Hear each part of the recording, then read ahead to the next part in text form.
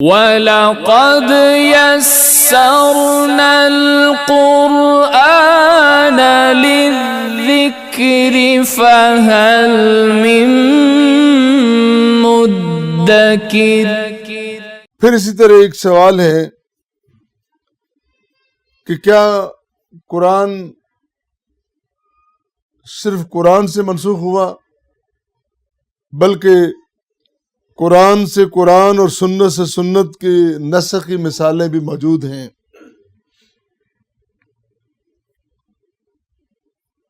پہلے نمبر پر قرآن سے قرآن کی منسوخی کی مثال سورہ نساء میں آیت نمبر جو 15 ہے کہ زنا کرنے والی عورتوں کی سزا مقرر کی گئی کہ انہیں گھر میں بند رکھو۔ پہلے یہ تھا کہ انہیں گھر میں بند کر دو،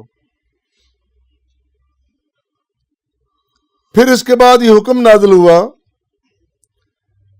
کہ زانی مرد ہو یا عورت ہو اس کو 100 کوڑے مارے جائیں۔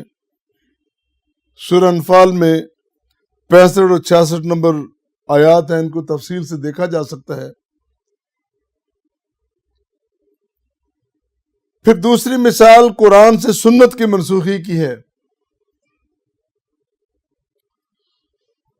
کہ جس طرح ابھی میں نے عرض کیا کہ روزے کی حالت میں مغرب کے بعد سو جانے کے بعد کھانا یا بیوی کے پاس جانا یہ الاؤ نہیں تھا، اجازت نہیں تھی۔ پھر جب اجازت ملی تو اللہ نے فرمایا فَلَا بَاشِرُوهُنَّ وَابْتَغُوا مَا كَتَبَ اللَّهُ لَكُمْ وَكُلُوا وَاشْرَبُوا۔ اب اللہ تعالیٰ نے تمہیں اجازت دے دی ہے، تم اپنی بیویوں سے مباشرت بھی کر سکتے ہو اور ساری رات کھا پی سکتے ہو۔ تو یہ سنت کی منسوخی قرآن کی آیت مبارکہ سے۔ پھر اسی طرح ایک مثال ہے سنت سے سنت کی منسوخی کی۔ حضور صلی اللہ علیہ وسلم نے فرمایا نہیتکم عن زیارت القبور فزوروها ونہیتکم عن لحوم الاضاحی فوق 3 فامسکوها ما بدا لکم۔ نبی کریم صلی اللہ علیہ وسلم نے فرمایا کہ پہلے میں نے منع کیا تھا کہ قبروں کی زیارت نہیں کرنی، اب میں اجازت دے رہا ہوں کہ تم نے قبروں کی زیارت کرنی ہے۔ تو یہ سنت سے سنت کی منسوخی ہے، پہلے سنت یہ تھی، اب سنت یہ ہے۔ اسی طرح فرمایا کہ میں نے منع کیا تھا کہ قربانی کا گوشت 3 دن سے زیادہ نہیں رکھنا،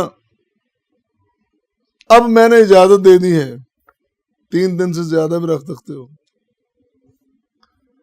یہ علیحدہ بات ہے کہ سارا خود ہی نہیں رکھ لینا، تقسیم بھی کرنا ہے سارا، یہ تو نہیں کہ قربانی کا سارا گوشت بندہ خود ہی کھا جائے۔ بہرحال یہ بھی ایک بڑی تفصیل طلب بات ہے۔ فی الحال میں نے اتنے عرض کرنا تھا۔ صحیح مسلم کی روایت ہے، 977 نمبر روایت ہے، اس کو دوبارہ دیکھا جا سکتا ہے کہ سنت سے سنت کی منسوخی کی مثال اس میں موجود ہے۔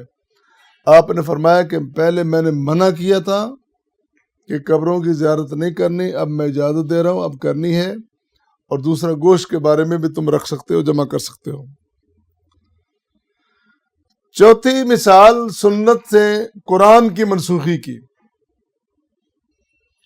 یہ ذرا مشکل بات ہے۔ سورہ نساء کے مطابق 2 بہنوں کو نکاح میں رکھنا حرام، پھر ارشاد ہوا وَأُحِلَّ لَكُم مَّا وَرَاءَ ذَلِكُمْ، تو ان کے سوا سب عورتوں سے نکاح حلال ہے۔ اس آیت کی روشنی میں گویا خالہ اور بھانجی اور پھپھی اور بھتیجی ایک نکاح میں اس کا جواز تھا، لیکن نبی کریم صلی اللہ علیہ وسلم نے اسے منع فرما دیا، اور اس پہ پوری قوم امت متفق بھی ہے۔ لہذا یہ مثال بھی ہے سنت سے قرآن کی آیت کی منسوخی کی۔ البتہ ایک جدید مفسر نے حوالہ دیتے ہوئے لکھا ہے، بہت بڑے عالم اور سکالر شیخ اسیمین